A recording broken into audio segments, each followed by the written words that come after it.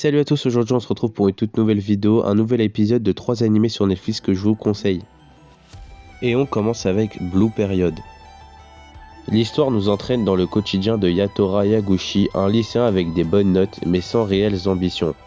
Un jour, alors qu'il entre dans la salle d'art, une peinture isolée attire son regard, le faisant découvrir une beauté qu'il n'avait jamais connue.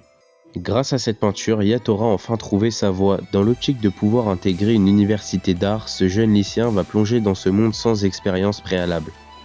Blue Period est un animé hyper passionnant, on en connaît un peu plus sur le monde de l'art et c'est ça que j'ai vraiment apprécié dans cette œuvre.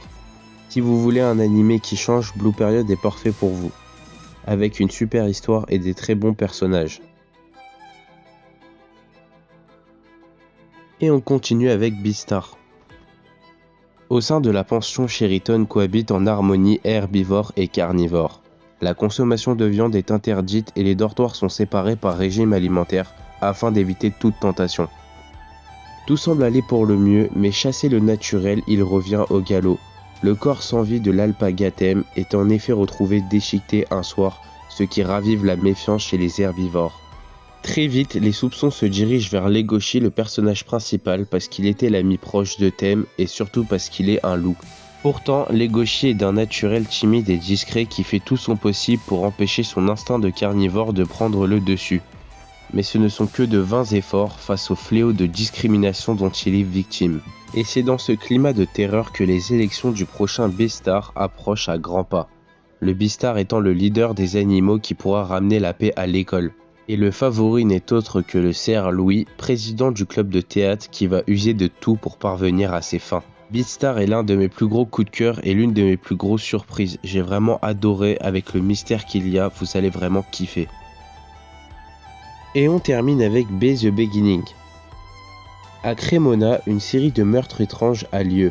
En raison des marques que laisse le tueur à chaque fois, on surnomme ce dernier Tueur B. Après 10 années d'absence, Keisuke Kazama, flic connu aussi sous le nom de Génie, réintègre la police royale, dans le but de coincer ce tueur. Cependant, d'autres motifs semblent pousser à enquêter sur le sujet.